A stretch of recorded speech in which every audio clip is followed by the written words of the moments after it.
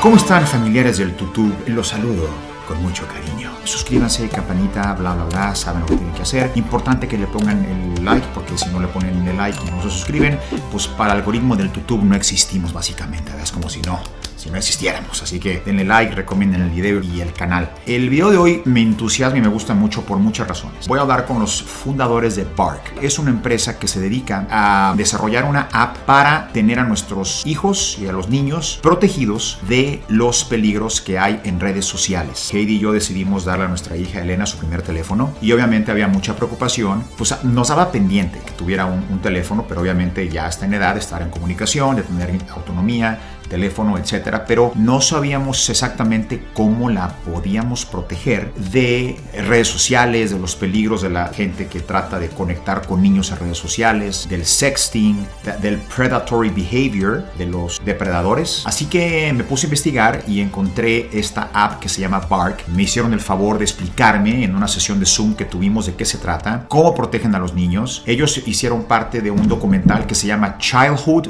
2.0, Childhood 2.0. Es un documental que les recomiendo ampliamente. Explica los peligros por los que pueden pasar los niños, nuestros hijos, al tener acceso a un teléfono celular y a todo el universo que viene con tener esta ventana al mundo en este aparatito, y habla mucho de los problemas, de cómo pueden llegar a afectar a un niño por ser bulleado cibernéticamente con text messages, y cómo pueden llegar hasta a situaciones muy lamentables como que haya inclusive suicidios en los niños por el abuso y la agresión a la que se pueden someter por tener acceso a un teléfono celular. Me entusiasma mucho esta plática con Bark, va a ser en inglés, pero vamos a hablar de muchas cosas. Mi hija también tiene obviamente preguntas. Dice, bueno, pero ¿qué tanto se va a invadir mi privacidad? ¿Se merece privacidad y se merece tener su vida y su rollo privado? Esta aplicación no tiene acceso a nada de eso. Simplemente me van a explicar la gente de Bark cómo encuentran, no sé si es con inteligencia artificial o con algoritmos, pero cuando detectan un comportamiento negativo, un comportamiento agresivo o sexting o bullying en el teléfono de tus hijos, te mandan una alerta a tu teléfono. Te dicen, oye, es bueno que tengas una plática, pasó esto y esto. Es una herramienta más que tenemos los papás para proteger el bienestar de nuestros niños cuando decidimos darles un teléfono celular. Así que espero que este video les funcione mucho y nada, a ver qué tienen que decirnos la gente de Bark. Sí, diga. Llegó a bailarme enfrente, a distraerme. Diga, mira, qué bonito.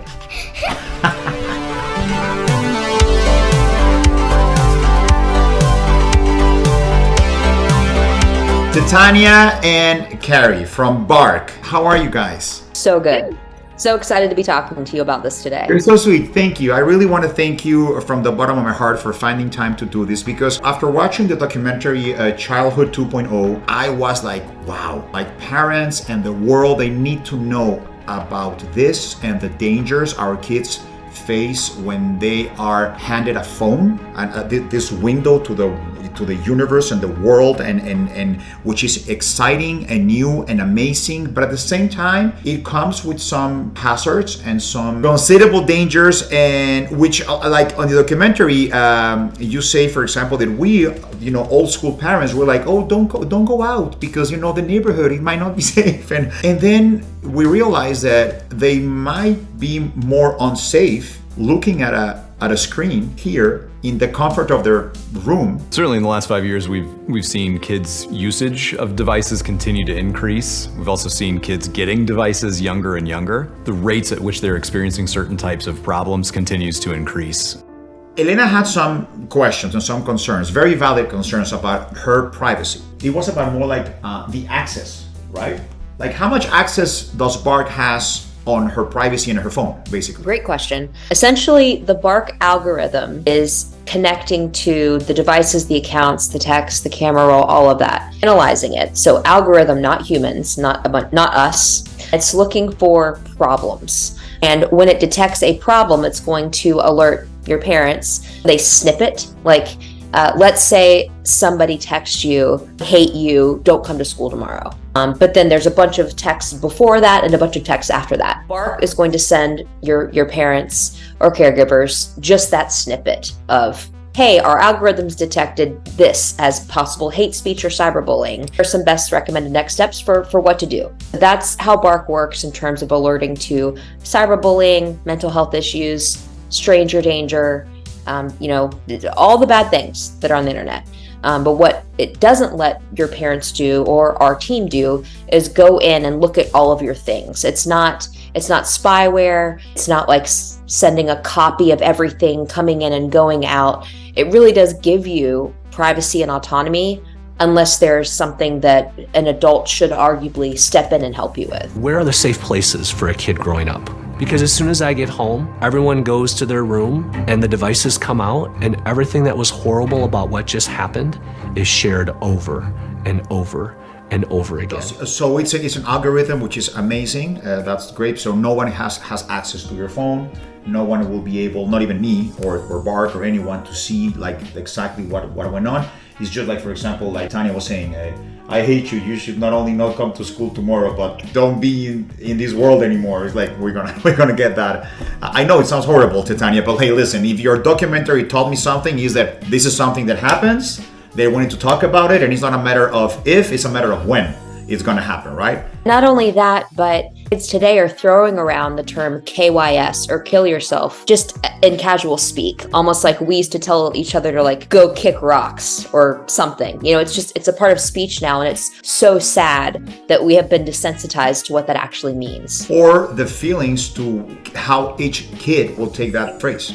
Desensitization, proliferation of suicidal ideation and self-harm speak, and glorification of it. It's heartbreaking. It's the second leading cause of death in children in this nation. And so I'm glad we're talking about it. We need to be aware. We need to confront it head on and know that it's okay to not be okay, and I'm not alone. And it turns out that moral outrage, gets the most engagement. So it was found in a study that for every word of moral outrage that you add to a tweet, it increases your retweet rate by 17%. If they didn't have tech, I swear they would have a black eye every day. And I think that for parents, if you want to install this in our kids, our kids should be in it, right? It's not like if you do it like behind their backs or whatever, they're going to reject the app even more, right? How would you recommend parents to start the conversation of why Bark it's a good idea to have on your phone? Yes. Oh man, I love this question because I have a. I'm so glad I'm asking intelligent questions because I'm an actor, Titania, and this rarely happens. So thank you. I've got a son who's almost 15, and we've had this exact dialogue multiple times. Once they get more understanding, they do appreciate it. And so what I liken it to is with good tech comes developments in safety that you'll need. Same with a bike. There's a reason why you have to wear a helmet when you ride a bike. We give our children the ability to have a smartphone. We're giving them access to the entire world and letting the entire world have access to them. So there's a reason why your child, my child, doesn't live on their own yet. They don't have their own apartment with only one key to that apartment. They live under our roof. We are responsible for their safety and their health, both mental health and physical health. That evolves into devices too. So I'm going to keep you safe with seatbelts and sunscreen, and also Bark, which isn't going to give me everything, but it's going to be a safeguard for this digital world and the digital lessons that we're going to need to learn together. There's stuff called TikTok. The social media games like TikTok and Fortnite. Yeah, I look up from my phone after being there for 15 minutes and it's been like an hour. Scrolling through Instagram. And then I end up watching other people's videos for like 5 hours on end. Watch Netflix for time and then like go off Netflix, check Snapchat, check Instagram, go back on Netflix. And definitely parents should also go into the parental, restrictions of their phone, of the actual device, which Elena and I went almost together with, like, for example, I said non-explicit music, and Elena was like, really? Come on. A little profanity here and there, it's fine, right? It's not that. So I opened the music, she was right, and things like that. But we do have the ability to also restrict certain things. But, Android or Apple can do so much, honestly. They can, and their algorithm might not be as advanced as your algorithm, because they also is part of their business to make kids, attached to their devices. Social media and other internet platforms make their money by keeping users engaged, and so they've hired the greatest engineering and tech minds to get users to stay longer inside of their apps and on their websites. So an extra layer of protection like Bark, it really complements whatever the parental settings of the phone gives you, right? Absolutely. A lot of the issues that are happening with children with cyberbullying or talking to people who don't have good intentions for the kids, it's happening overnight. when kids need to be sleeping. And it's not because we are, boring parents that are just saying you have to go to bed. It's because when you sleep, your body resets. New neural pathways form in your brain. Your body heals. Just not having connected tech in the bedrooms at night is better for you so that you can sleep. And so it's a tool. And it's a tool to not be restrictive, but a tool to set your child up for success, to have interaction with tech in small, healthy doses, but also know when it's time to take a break and interact with people in real life and feel the grass between your toes and enjoy sunsets and sunrises and not just through a filter. So if you had picked the one day you spent the most time on your phone, how long do you think it was? Oh, I'd say 18 hours? maybe. Say 5. The last 2 months, it's been 8, 9. 10, 11 hours a day. Yeah, maybe like 12. Like if it was only for social media, or if it was like for messages and stuff too. Bark will not only connect to social media, over 30 social media platforms now, but text messages, email, video, audio, pictures.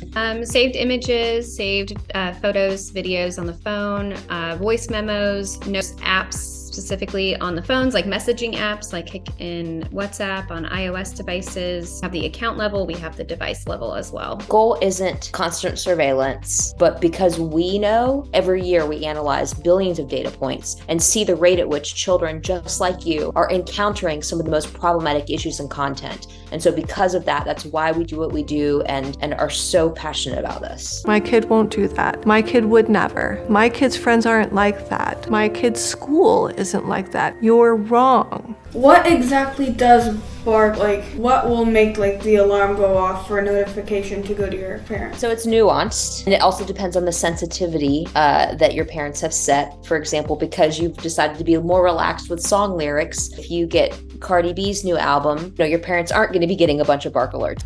Elena was asking what sets off for us to receive the alarms. It's context, not just content. For example, if you're doing a book report about effects of marijuana on the growing brain, that's less concerning, right? Than if you're pinging somebody to go do drugs after school. The rates at which they're experiencing problems continues to increase. We also know that the teen suicide rate increased 56%. It is an algorithm that has been in the works and perfected daily since 2015. Wow. It's like you can go out to OpenAI right now or ChatGPT and get an algorithm on kids speak and teen speak. This is our internal algorithm that we're constantly tweaking, the best data scientists to understand the nuances of how children speak. It's crazy that you don't use AI or nothing. Listen, I'm not a fan of AI. That's why we're striking SAG-AFTRA and WGA. But this is kind of the things that AI might come in handy, right? We are using AI. That's artificial intelligence is how we are able to scale our learnings. Algorithm is a living thing because it's constantly changing. It's because, kids are talking changes. We have traded a false sense of safety and security for actually putting our kids in riskier situations. But I think the most important thing is it's not an invasive app. It will not tamper with your privacy. You are not able to retext or go into the details of what's in their devices. It's just an algorithm based on your amazing data that you have gathered for over 8 years, plus AI that will bring an alert to a caregiver or a parent. I need more likes on my... It's really easy for you to be like, oh, look at this other girl. She got this many more likes. Her body's this much nicer. Are they chasing likes? Yes. I will say, I don't know who said this quote, but with great power comes great responsibility. Spider-Man. Uncle Ben. Uncle Ben. When Bark does give you an alert to something, your best bet is to not freak out, to not punish, to not yell. But there are some things that kids just don't want to talk about. Either they don't feel like it or they're not prepared to. So if and when Bark does alert you, it's so important to remain calm. Don't abuse that information that you have been given. Use it wisely. Pick and choose your battles. Pick and choose your conversations so that it doesn't feel invasive. At the beginning of the year, there were multiple suicides before school even started. There were men that wanted to talk to children at all hours of the day and night. Does Bark offers tools or strategies on how to approach certain things? Absolutely. That's so important. Our whole premise is that relationship between parent and child and making sure it's as strong as possible. So we give you talking points for how to talk to your kids about some of the toughest issues possible, resources, links, plenty of stuff to read and watch, etc. Oh, that's good to know. Okay, yeah, you're right. Don't imagine you receive something and you, give me your phone. It's like, whoa, easy, man. What? Like, chill. We are seeing more and more young people that expect to jump right into sexual acts without getting to know each other, without going on that first date, without holding hands, without having that first kiss. They're jumping straight to send me nude photos, send me a video of you, and that's happening younger and younger. To install the Bark app, parents will do the monitoring, the monitoring using their computer, not their phone or their devices. So she doesn't need to go to the App Store to download Bark on her device. So we do have the Bark Kids app in the App Store, and what that does is it provides screen time controls. So that's where you can say yes or no, you can't have apps.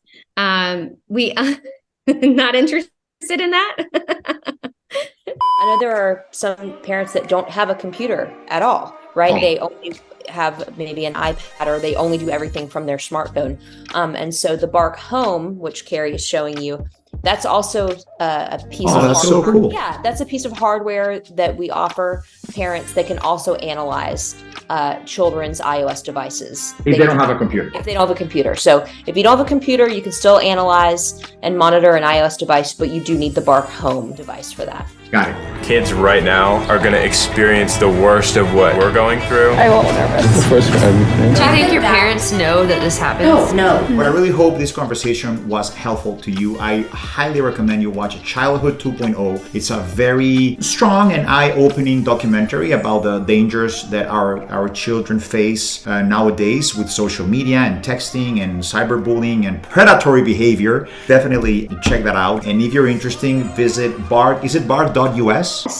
That's it? That's so it. Alexis, my producer, will put the Bark.us, and of course we'll have a link. Thank you. Can I share a few quick things with you? Yes, please. Just for context, and as you saw in the documentary, so many parents think, not my kid would never, or I'll know if there's something wrong with my kid. Every day, currently, we're sending between 85 and 100 severe self-harm or suicidal ideation alerts to parents and caregivers who have their children's devices and accounts connected to Bark. On Snapchat, one thought it'd be a funny idea to talk the other one into committing suicide, and she did it. She's dead. After about 6 weeks, we were able to crack his phone. So escalated over 1,200 predators to law enforcement, and the list goes on and on and on of the things that our algorithm detected, because parents like you realize they've got to be more dialed in and help keep their kids safer, not only in real life, but online. This is a critical component of being a good parent in a society where kids have this kind of access. 100%.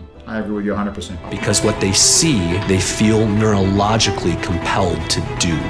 Right now, we're effectively living in an experiment.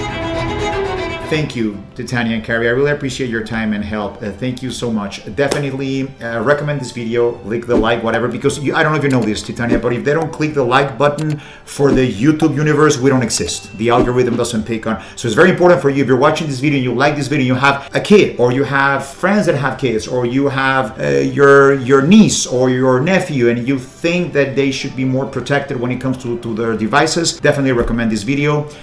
Watch Childhood 2.0 and definitely go to Bark, bark.us, bark.us, and check out this amazing technology. And thank you for what you're doing, guys. You're amazing. You're really helping keep kids safe, and it means a lot for parents. So thank you very much. Thank you so much. We're here to help.